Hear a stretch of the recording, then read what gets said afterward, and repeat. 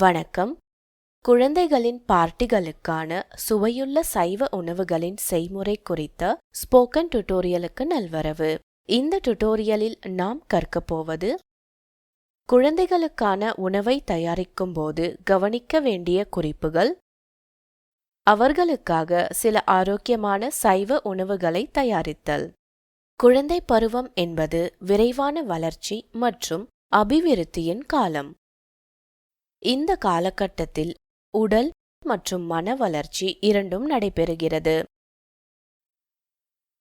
எனவே குழந்தைகள் போதுமான ஊட்டச்சத்துக்களை உட்கொள்வது அவசியம். சிறு வயதிலிருந்தே ஆரோக்கியமான உணவுகளை உண்ண ஊக்குவிக்க வேண்டும். அவர்களின் உணவு அனைத்து உணவுக் குழுக்களையும் உள்ளடக்கிய ஊட்டச்சத்து நிறைந்ததாக இருக்க வேண்டும். உணவு வண்ணமயமாகவும் அவர்களை ஈர்க்கும் வகையிலும் இருக்க வேண்டும்.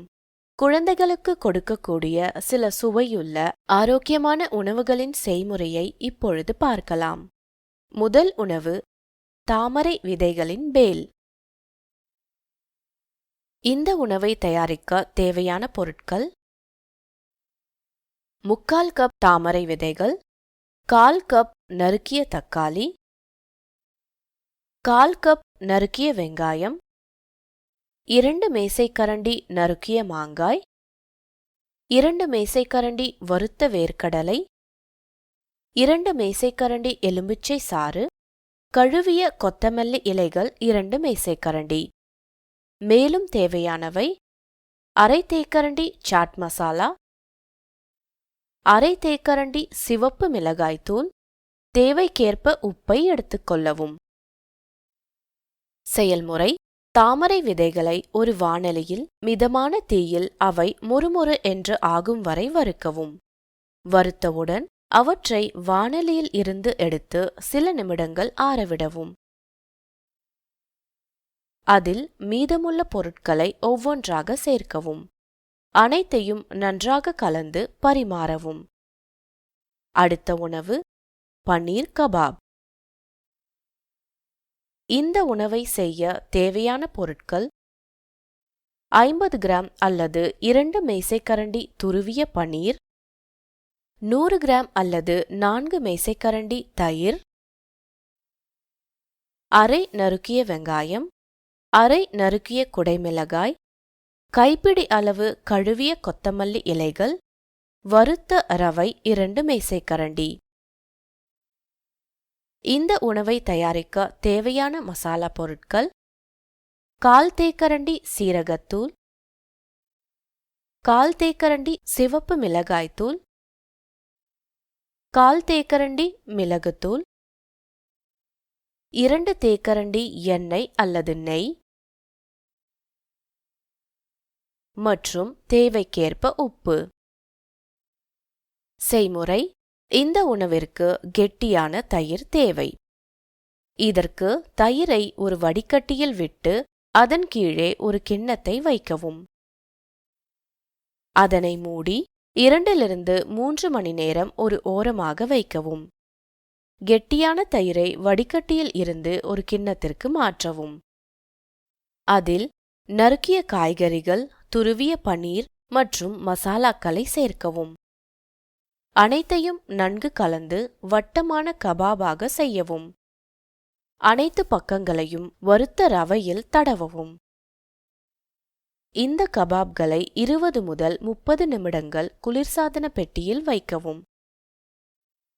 ஒரு தவாவில் எண்ணெயை சூடாக்கி கபாப்களை வறுக்கவும். இருபுறமும் மிதமான தீயில் பொன்னிறமாக மாறும் வரை வறுக்கவும். பன்னீர் கபாப் தயார். நமது 3வது உணவு கீரை பானம்.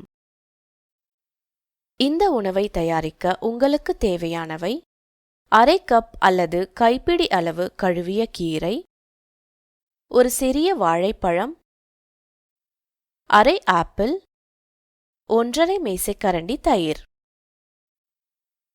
செய்முறை: ஒரு பாத்திரத்தில் 1 கிளாஸ் தண்ணீரை கொதிக்க வைக்கவும். தண்ணீர் கொதித்ததும் கீரையை சேர்த்து 1 நிமிடம் சமைக்கவும். தண்ணீரை வடித்துவிட்டு கீரையை ஆறவிடவும். பழங்களை கழுவி தோலுரித்து நறுக்கவும். மிக்ஸி ஜாரில் நறுக்கிய பழங்கள், கீரை மற்றும் தயிரை சேர்க்கவும். இதை மிருதுவான விழுதாக அரைக்கவும். நீங்கள் 1/4 கப் தண்ணீரை சேர்க்கலாம். இதை ஒரு கிளாஸில் ஊற்றி பரிமாறவும்.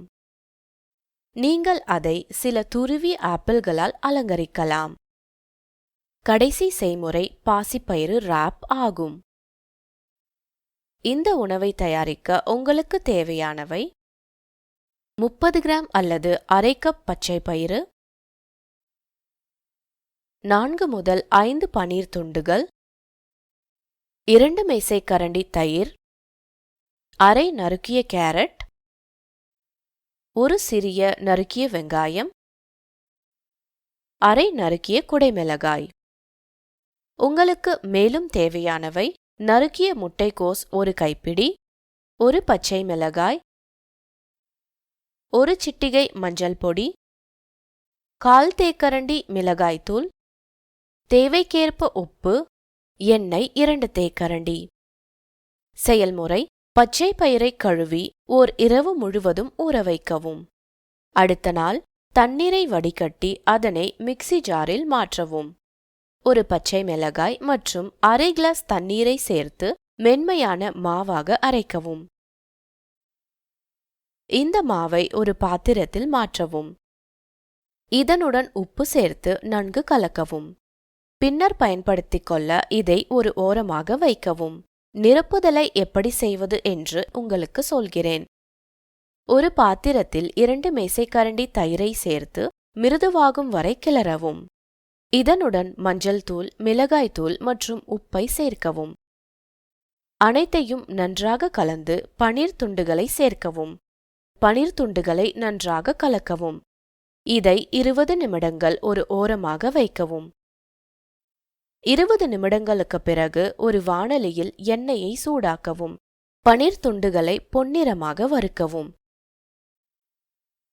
இதை ஒரு ஓரமாக வைத்து ஆறவிடவும். அதே நேரத்தில் ஒரு வாணலியில் 1 தேக்கரண்டி எண்ணெயை சூடாக்கவும். நறுக்கிய அனைத்து காய்கறிகளையும் சேர்க்கவும். இந்த காய்கறிகள் மென்மையாக மாறும் வரை 5 - 10 நிமிடங்கள் வதக்கவும். இதனுடன் ஒரு சிட்டிகை உப்பு சேர்த்து அடுப்பிலிருந்து இறக்கவும். ஆரம்பத்திலேயே உப்பை சேர்க்க வேண்டாம், ஏனெனில் காய்கறிகள் சொத சொத என்றாகிவிடும். பின்னர் பயன்படுத்திக் கொள்ள இதை ஒரு ஓரமாக வைக்கவும். இப்பொழுது ஒரு ராப்பை எப்படி செய்வதென்று பார்ப்போம். வாணலியில் எண்ணெயை சூடாக்கவும். நாம் முன்பு தயாரித்த மாவிலிருந்து ஒரு கரண்டியை ஊற்றவும். மாவை தோசை போல் சீராக பரப்பவும். இருபுறமும் வேகும் வரை சமைக்கவும். இதற்கு 3 - 4 நிமிடங்கள் ஆகும். தயார் செய்த தோசையை ஒரு தட்டிற்கு மாற்றவும். வறுத்த காய்கறிகள் மற்றும் பனீர் துண்டுகளை தோசையின் மீது வைக்கவும். தோசையை உருட்டி சூடாக பரிமாறவும். இந்த அனைத்து உணவுகளிலும் பின்வருபவை நிறைந்திருக்கின்றன: புரதச்சத்து, நல்ல கொழுப்பு, கால்சியம், ஃபாலேட் மற்றும் மெக்னீசியம். பின்வருபவை கூட நிறைந்திருக்கின்றன: இரும்புச்சத்து, பொட்டாசியம் மற்றும் பாஸ்பரஸ்.